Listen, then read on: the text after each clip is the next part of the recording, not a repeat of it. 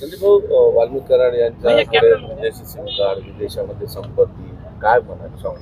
नाही हे बघा, त्यांना पहिल्यापासून संरक्षण आहे. ज्या पद्धतीने मीडियावरती सगळ्या गोष्टी येतात किंवा प्रॉपर्टीचा ज्या खुलासा होतोय किंवा एखादा बाहेरच्या देशातून जेव्हा सिम कार्ड येतं तो तुम्ही हे लक्षात ठेवलं पाहिजे की त्यांचे कॉन्टॅक्ट कुठपर्यंत आहेत. अटक व्हायला उशीर झाली, अटक झाल्यानंतर सुद्धा जे काय कट कारस्थान आहे त्याच्यामध्ये अजून सुद्धा नाव घेतलं नाही.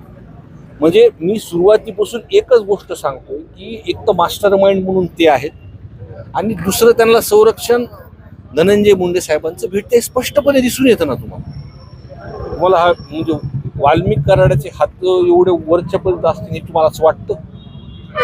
ज्या पद्धतीने ते सरेंडर होतात, ज्या पद्धतीने प्रशासनाला समोर जातात, सरेंडर झाल्यानंतर त्यांच्या अंगावरचं तसंच गामजा तो हातात दोरे तसेच त्यांना लॉकअप मध्ये ट्रीटमेंट भेटते. फक्त त्यांच्यापर्यंत तपास आला की थांबतो. हा विषय तर पूर्ण महाराष्ट्र बघत आहे ना. मनोज जरांगे पाटलांनी शंका व्यक्त केली की जी संपत्ती विदेशात आहे त्यांची नाहीच आहे.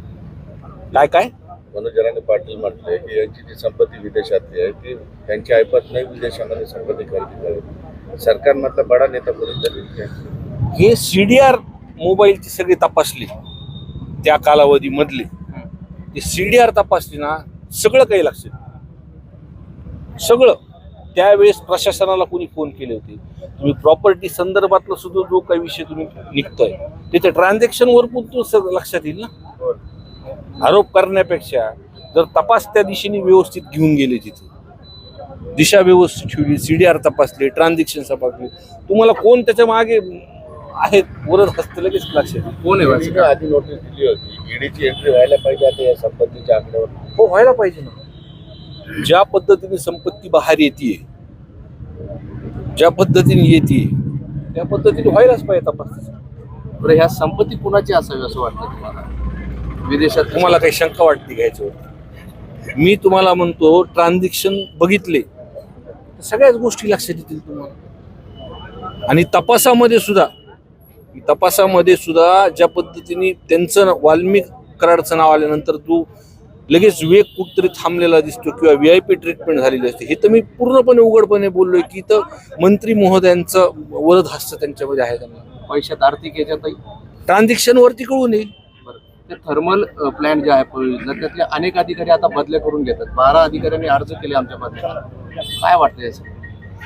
हे बघा, तू जो काही तिकडचा विषय तिथं आहे आणि त्या भागातल्या लोकांना सुद्धा मी बहुत चर्चा केलेली आहे. आणि जे व्यापारी असतील ते लोकांमध्ये म्हणजे ते भयभीत झालेत या विषयामुळे. आज पहिल्यांदाच कोणतरी पुढे येऊन तिथं आज बोलतात या लोक.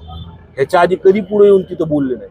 आणि हे प्रकरण पुढे आल्यामुळंच बाकीचे लोक तिथं बोलतात. म्हणजे एक ते सुद्धा न्यायाची वाट तिथं त्या लोकांची मागणी आहे की या पद्धतीची जी काही चालू आहे ते बंद व्हायला पाहिजे. शेवटचा प्रश्न सापडत नाही, एक आरोपी अजून सापडत नाही. तुम्ही तपासावर शंका व्यक्त करता. हे बघा, पोलीस प्रशासनाने जर ठरवलं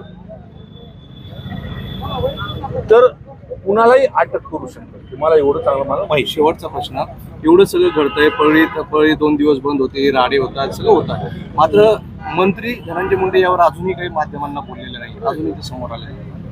तुम्ही त्यांना विचारायला पाहिजे, हा त्यांचा विषय, त्यांनी उत्तर दिलं पाहिजे. बोलायला पाहिजे असं वाटत नाही. मीडियासमोर बोल, तुम्ही विचारायला पाहिजे. मी त्यांचं कसं विचारा रेल्वेचा काय प्रश्न? ते आंदोलन करत आंबेडकरी विचाराचे आहेत. ह्याच्या आधी सुद्धा हा विषय तिथे झाला होता. आणि त्यांचं असं म्हणणं आहे की सर्वांचं लोकांचं की इथं रेल्वे स्टेशन होईल तिथे डॉक्टर बाबासाहेब आंबेडकरांचं नाव द्या. आज त्यांनी 6 दिवस आंदोलन केलं. आज आम्ही सगळ्यांनी त्यांना बोललो, मी तिथं पत्र दिलेलं आहे. त्यांनी आज उपोषण त्यांचं मागं घेतलेलं आहे आणि पुढील बैठक सोमवारी आम्ही ह्या संदर्भात येतोय.